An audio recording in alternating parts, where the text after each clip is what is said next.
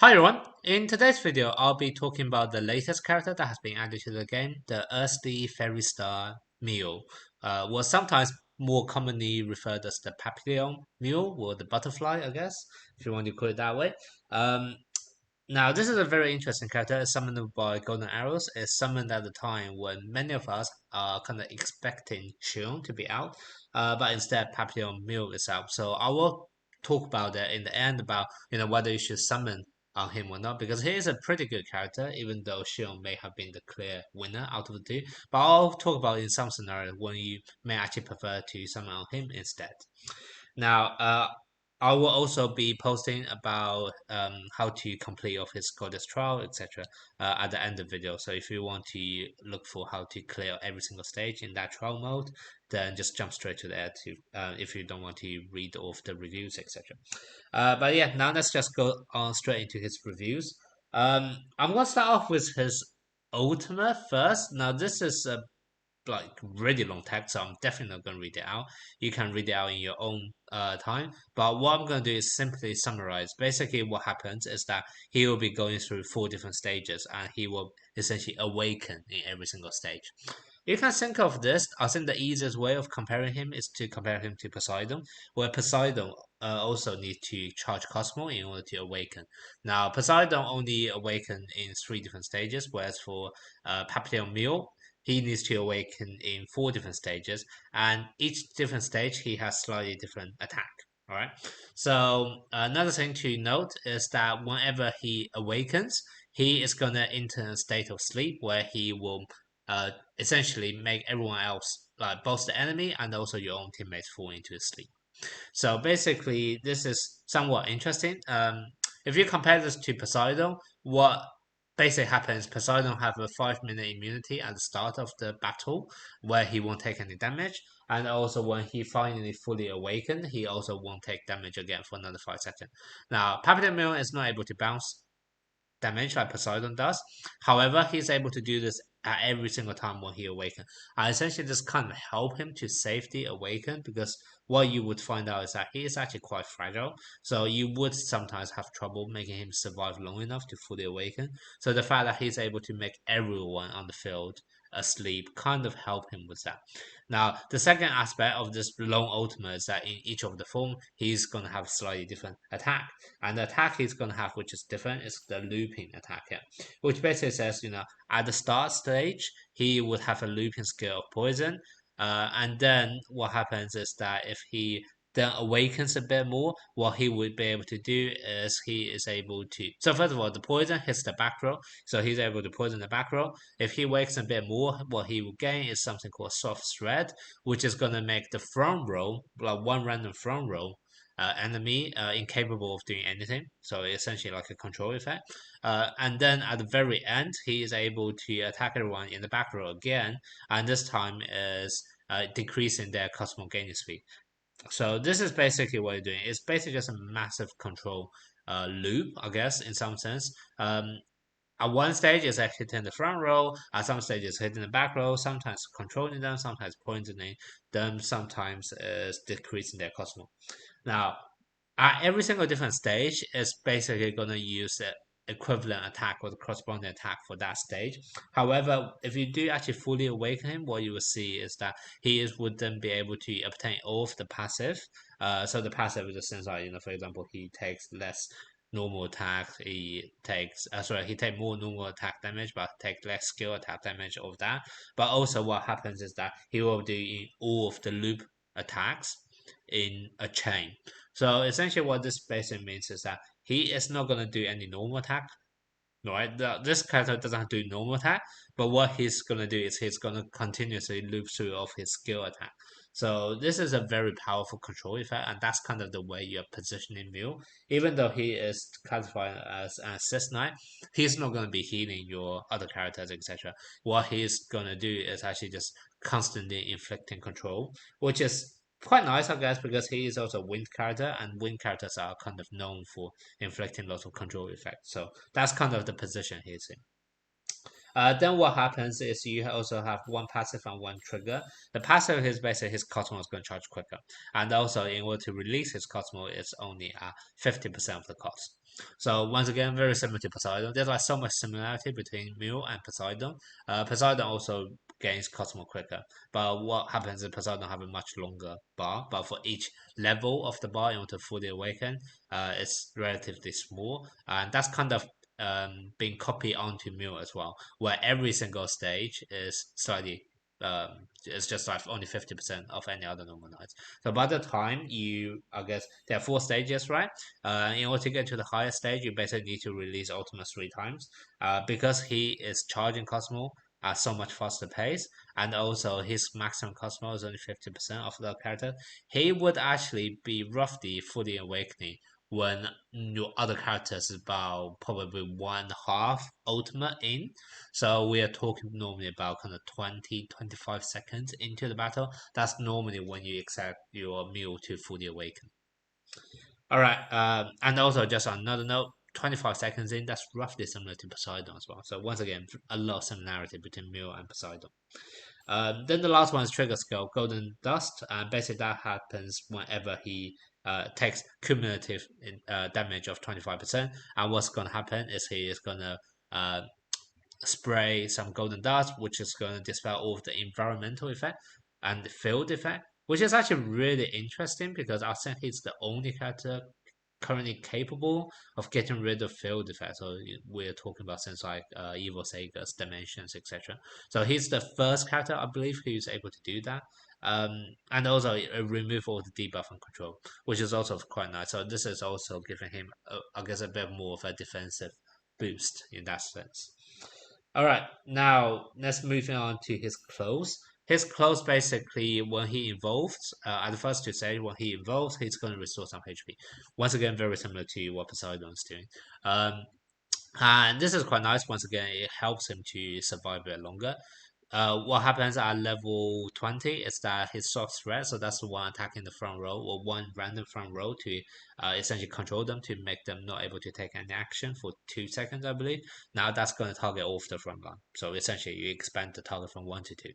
And then at the highest level, level 30, Dark Butterfly Cluster, so that's the looping skill he will get when he max out, so when he fully awaken. And now not only it would reduce Cosmo up to all the way 100%, I believe before it was only like 70%. Yeah, at the highest level, it's only like 70% for 5 seconds. But now at level 30 of the close, he will be able to reduce that to 100%. So basically, the enemy's back row won't be gaining any Cosmo during that time. And also, you're reducing their swiftness. So if you are making them not gaining Cosmo, that basically delays when they can release Ultimate. And if you are reducing their swiftness, that basically reduce their ability to frequently release skill attack. So basically, during that time, they're only gonna be doing normal attack, very likely.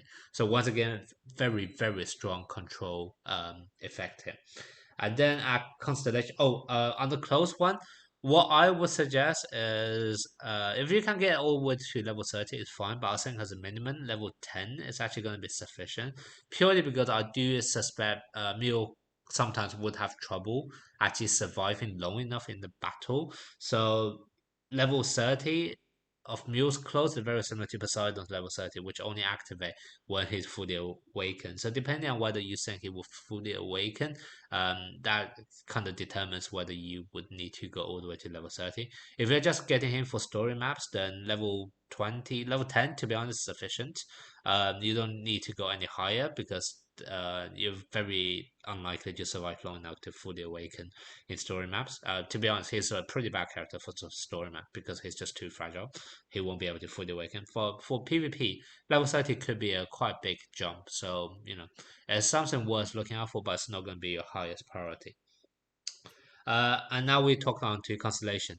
The first one, 3 stars. I think that's absolutely mandatory. You have to get him at least to 3 star. Basically, what happens, the golden dust is going to make him immune to damage. So this is one that's going to activate. So this is a trigger effect. This is one that's going to activate every time when he takes, at the highest level, 15% of his HP accumulatively. Now, before it's just removing debuff. However, now if you're able to somehow bake in damage immunity for 2.5 seconds. That is going to be absolutely amazing. This is going to improve his survivability so much. This is very similar to Sagittarius level 30 close, Sagittarius Aurus level 30 close, where when he takes a bit of damage and then he have immunity. And that's basically what makes Sagittarius Aurus capable of standing up front. And in very similar way, if you have a healer, then you can almost play Mew up front as well. Even though the one drawback of playing him up front is that at base level he actually takes extra damage from normal attack.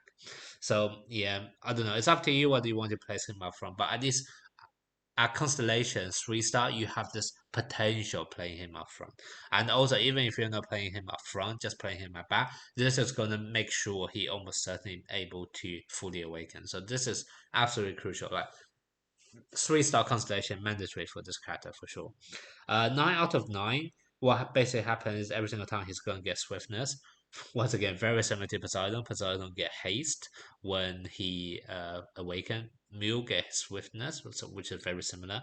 In the final form, when he takes a normal attack, he is actually gonna be having 100% dodge rate. So once again, absolutely crazy. However, if you actually place a Mule at the back, then you don't actually need this either. So I think like Constellation 3 is absolutely mandatory.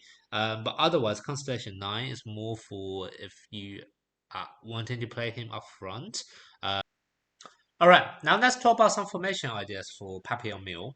Now, as I mentioned, if you do have his full constellation or 9 stars, you can potentially play him up front. But because he will be taking increased normal attack, I'm not sure that's the best idea. So I would actually suggest you play him at the back if possible. But if you seriously run out of tanks in formation and you need someone to be able to tank, then yes, he can be played up front.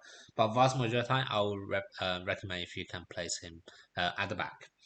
Now, um, he basically the way this character works is that his whole game tactic is that you need to survive long enough for him to fully awaken, etc. So his game play is very similar to a lot of other characters, such as Poseidon, who get stronger as the battle goes on. So some of the classic ones would be like Poseidon, Libra Shuru, uh, Saga Light. All of those characters get a lot stronger as the battle goes on. And this is normally the kind of formation you want to play Mew in. Out of all of them, I would suggest pairing him up with Poseidon. Poseidon is absolutely great unit with Mew because they kind of work in the same way and they have a lot of synergy. Mew is gonna frequently do lots of control, and that's gonna help your Poseidon to fully awaken. And the other benefit of placing both of them at the same time is that both of them have the same, I guess, requirement or condition is that they need to charge up Cosmo fast in order for them to actually kind of fully awaken. And what that basically means is for your other 3 slots, you can try to play characters who will be able to help you to charge up Cosmo faster. The best one out of all of them is going to be, I mean, let me just bring all of them out for the time being. You have got close to Cena. She's able to help everyone to gain Cosmo faster, so that's a good shout. You obviously have Sirius, who is able to give everyone a boost in terms of Cosmo at the start of the battle. And the other one that is quite commonly used would be Kaminachu. All of them are able to give Cosmo boost to the rest of the team, so they are actually a very good combination by themselves. Now, this is probably a solid combination. The thing to bear in mind here is that if you do have a Cena up, generally speaking, you would put Poseidon at the back because Poseidon wouldn't be bouncing too much damage with a seamless opening attack which will reduce all of the damage taken. So if this is actually going to be the case, I'll probably recommend putting Sirius up front instead. Or at least put Poseidon if you do have to put Poseidon up front, then put him in the second position because his bounce reflection is not going to do as much this time around with a seamless opening attack. Now, this is an okay team. The only thing with this team is that it kind of relies on one fact, which is that you have a really solid beginning where you have a Seiya to kind of protect you. However, Seiya is not really able to heal you unless you get hit by ultimate when she has her ultimate up. And you do have your what do you call it? Your community who's able to provide a bit of healing.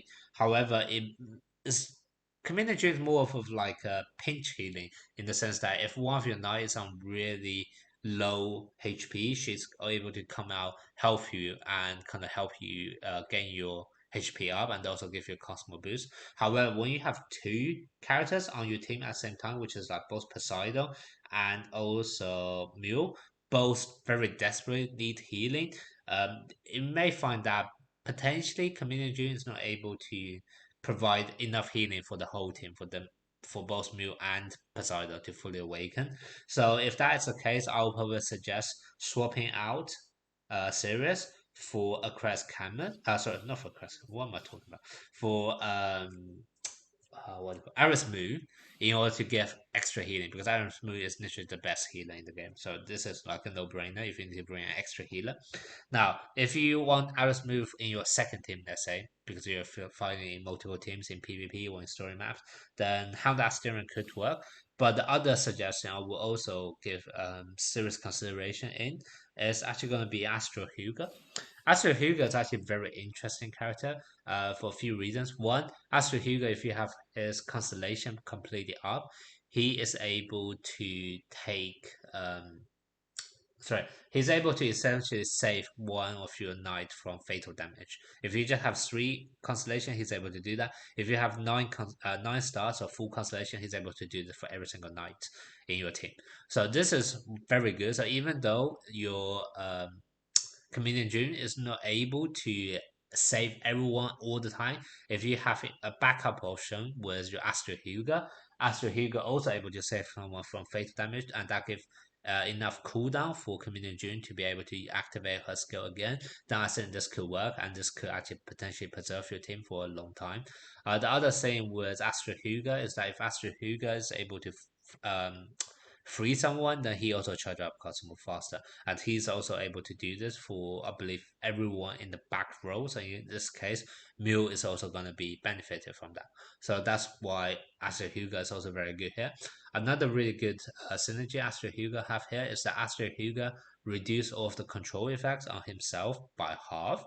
And what this actually means is that if you remember, every single time when Mew awakens, he's going to put everyone to sleep, including your entire team. Oh, one thing I forgot to mention is that when Mew reached fully awakened, what's gonna happen is that he will only put the enemy asleep. Not your own team when he release ultimate. But before that, he is gonna make all of your own teammates fall asleep as well.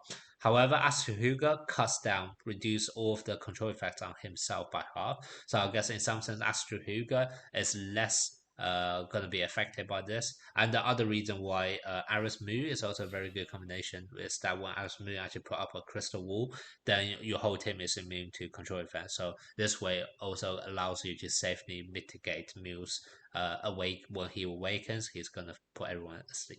So yeah, so all of these are very good options. So as you can see, there are loads of choices you can do. I think the four characters I have up front, Athena, God Close, Poseidon, um, Mule and also Communion June, I think they are kind of bundled up together as the most optimal team for him.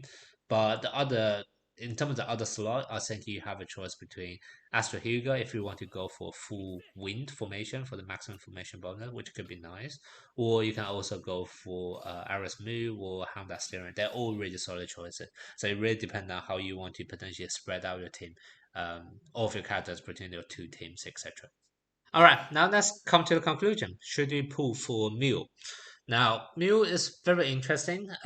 His skill kit makes him really good for long drag out battle, which right now we are kind of in that transition point. Like before, Sagittarius Seiya and Virgo Shun combo is just everywhere, and that's kind of the meta. But with the release of Sin and God Close, now the meta is slowly shifting, and we are kind of moving on to a more long dragged out battle, which would benefit Mew.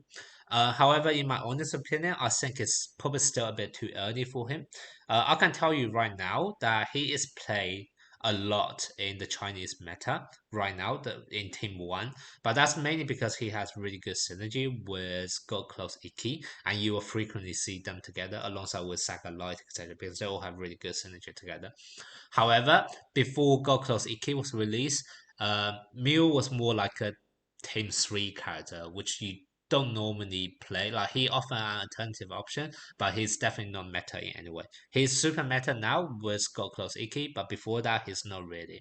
And now if you think about when God Close Iki will be released on global, we're talking about another, half a year away. So for that reason, I think Papillon Mew is, even though he's good, I don't think you need to urgently pull him now because he there's absolutely no rush. Like you will probably need him in future, but you can totally wait for another 3 or 4 months before stocking up resources for him. Therefore, I think like absolutely no need for you to get him.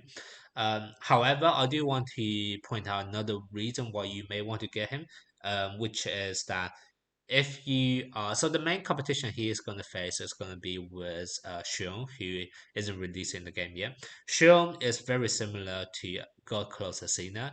In fact, God Close Asina pretty much outshines Xiong in every single aspect. Therefore, if you have already dedicated yourself to go closer sooner, you don't need to really save up your golden arrows anymore. And if that's the case, either spend them on Leo Iki in this banner, or just pull on Mule. I think both of them are good choice. And on top of that, if you are kind of building a team around both Poseidon and go closer sooner, then you're in luck because my team guide literally just now showed you that Papillon Mill fits perfectly with those two because they have very good synergy together.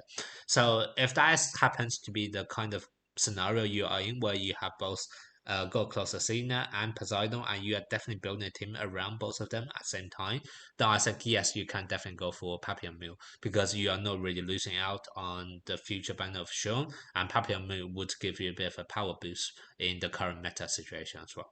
So that's why that's probably going to be the only scenario where I suggest you to pull for him. If you didn't get God Close Athena, then I think you're probably much better off of just waiting on Sean to come out and then just pump all of your resources into him and then build up your resources for Mew again in another 4 months time or so, and you still would have plenty of time to spare in that case. So yeah, so that's going to be my verdict for Mew.